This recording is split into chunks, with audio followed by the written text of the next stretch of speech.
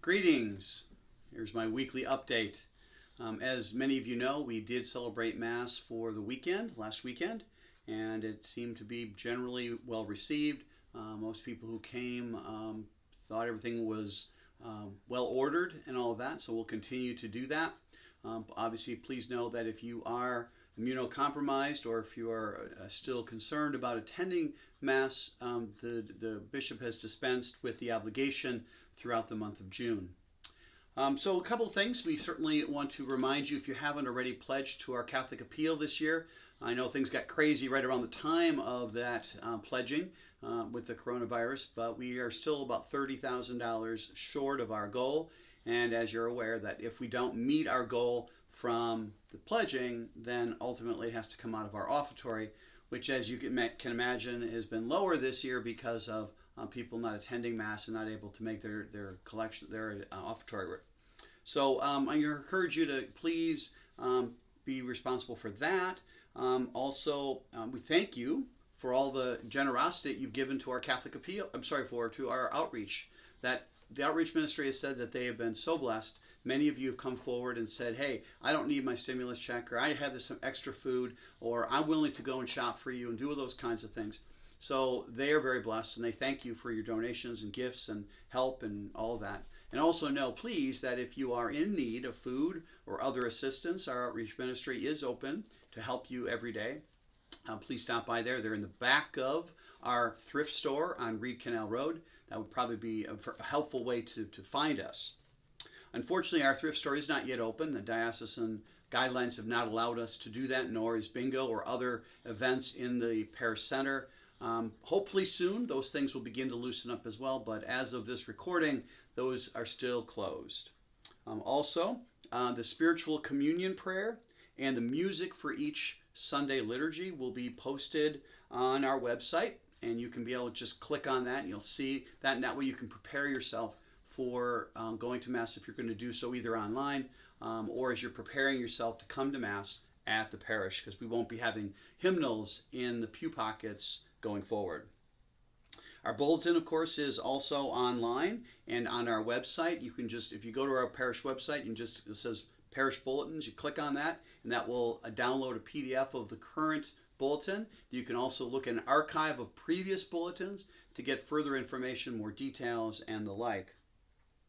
Also, we are following diocesan guidelines as far as how many people we can have in church and other kinds of things. Even if the state allows for a more opening of things, we may not be able to do that yet without the guidance from the diocese. We are now scheduling funerals. As you know, as you can imagine, a number of people have passed in the last few months, but their funerals were on hold.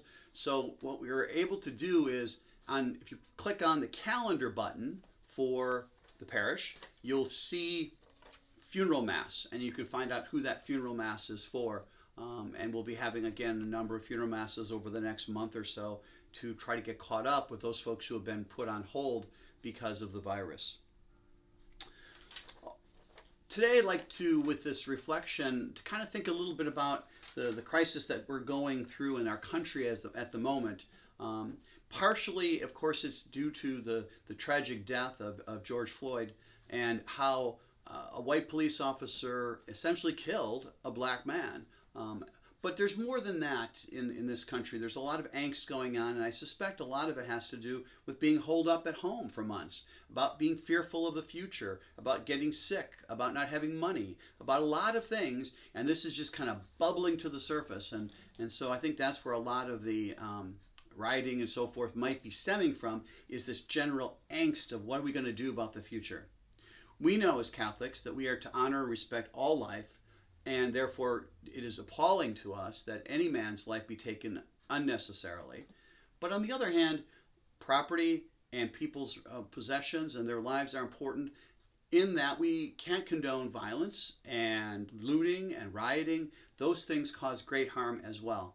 So somewhere in between there is where we're called to be, to condemn that which was wrong and oppressive and evil, and yet to support life and to be respectful of all life. So today I'd like to talk a little bit about St. Peter Claver. He was a man born in Spain in 1581.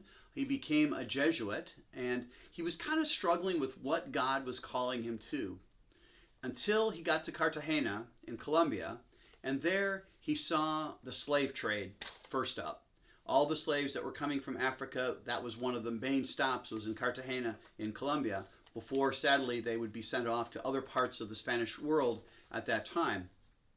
And he saw these poor slaves come off the ships, oftentimes fearful, tired, sick. Some had passed away.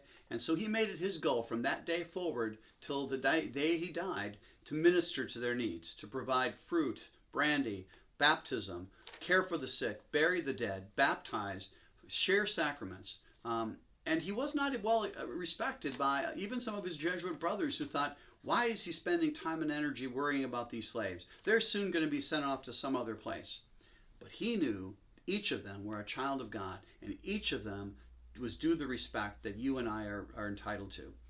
And so perhaps on this day and throughout these tense times that we're facing, praying to St. Peter Claver and asking him for that guidance, that wisdom, that insight in how to see each person as the child of God that they were created to be, regardless of race or background or any of that, I think might be a helpful thing to do. St. Peter Claver was canonized in 1888, and his feast day is September 9th of each year. So with that said, may the Lord bless and keep you this day and every day. Father, Son, and Holy Spirit. Take care.